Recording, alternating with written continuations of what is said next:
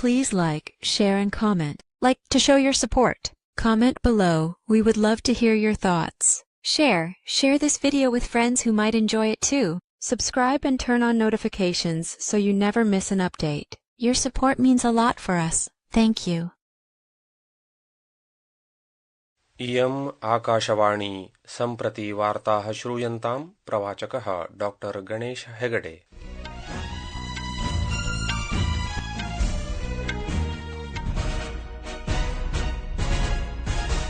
अथ वार्ताः। प्रधानमन्त्री श्री नरेन्द्र मोदी अद्य तमिलनाडुराज्यस्य कोयम्बटूर नगरे दक्षिणभारतीय प्राकृतिक कृषि शिखर सम्मेलनस्य उद्घाटनं करिष्यति। शिखर सम्मेलनस्य उद्देश्यमिदं वर्तते यत् स्वर्गीयेन नम्मालवर नामकेन जैविक कृषकेन प्रचारित प्राकृतिक कृषिप्रथायाः विश्वे प्रदर्शनपुरस्सरं प्रचारः। अस्मिन् शिखर सम्मेलने 5,000 कृषकाः उपस्थिताः भविष्यन्ति इत्यपेक्षा वर्तते। प्रधानमन्त्री प्राकृतिक कृष्याभ्यासं कुर्वद्भिः कृषकैः सह संवादं करिष्यति।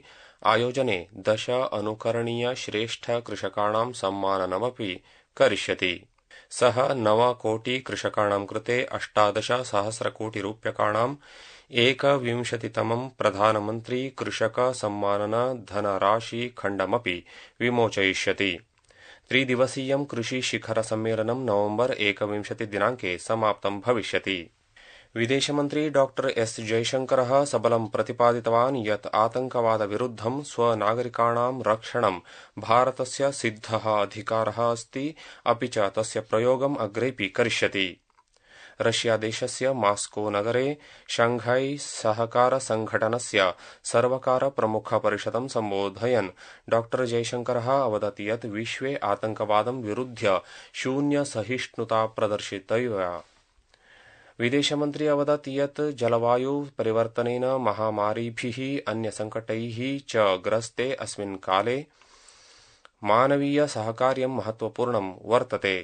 सः प्रकाशितवान् यत् सभ्य नागरिकत्वेन भारतं दृढतया विश्वसिति यत् कस्यचित् वास्तविक सम्बन्धस्य मूलं जनजनेषु आदानप्रदानं भवति।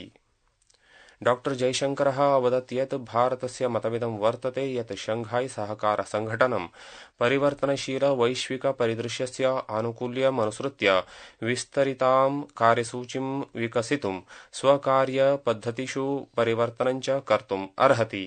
बिहार राज्ये एनडीए घटकदलस्य नवनिर्वाचित विधायकानां संगोष्ठी अद्य पटनानगरे भविष्यति।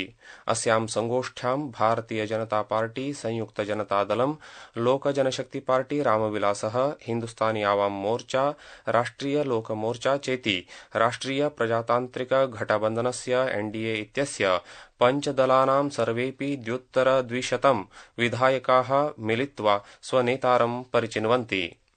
भाजपा संसदीय मण्डलेन भाजपा विधायक दलस्य नेतुः निर्वाचनस्य कृते उत्तरप्रदेशस्य उपमुख्यमन्त्री केशव प्रसाद मौर्यः पर्यवेक्षकत्वेन नियुक्तः।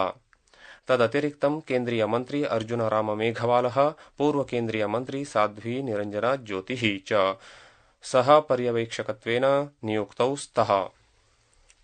सूचना प्रसारण मन्त्रालयेन लालकिला इति रक्तदुर्ग कार बम्ब विस्फोटस्य घटनायाः सम्बद्धानां संवेदनशील सामग्रीणां दूरप्रसारस्य विषये सर्वेभ्यः निजी उपग्रह दूरदर्शन माध्यमेभ्यः परामर्शः प्रकाशितः। मन्त्रालयेन सूचना प्राप्ता वर्तते यत् केचन समाचारमाध्यमाः कार बम्ब विस्फोट प्रकरणे सम्बद्धानां कथितानां व्यक्तीनां विषये सामग्रीं प्रसारयन्ति, तेषां हिंसाकार्यं न्यायमिति च समर्थनं च कुर्वन्ति, अपि च विस्फोटक सामग्री निर्माणं कथं भवतीत्यपि प्रदर्शयन्ति। विदेशमन्त्रालयेन उक्तं यत् अस्मिन् मासे 17 दिनाङ्के मदीनानगरे भारतीय तीर्थयात्रिकाणां दुःखद मृत्युघटनायाः अनन्तरं आन्ध्रप्रदेशस्य राज्यपालस्य न्यायाधीश एस अब्दुल नजीरस्य नेतृत्वे भारत सर्वकारस्य उच्चस्तरीय प्रतिनिधिमण्डलम् अद्य सऊदी अरब देशस्य यात्रां करिष्यति। भारतीय ऋतुविज्ञानविभागेन अण्डमान निकोबार द्वीपेषु लक्षद्वीपे तमिलनाडुराज्ये पुदुचेरी करैकलयोः च अत्यधिकवृष्टेः पूर्वानुमानं कृतमस्ति। विभागेन अद्य आन्ध्रप्रदेशस्य केरलस्य माहे लक्षद्वीपस्य च एकान्तस्थानेषु विद्युत्सहितं वज्रपातस्यापि पूर्वानुमानं कृतम् अस्ति। इति वार्ताः।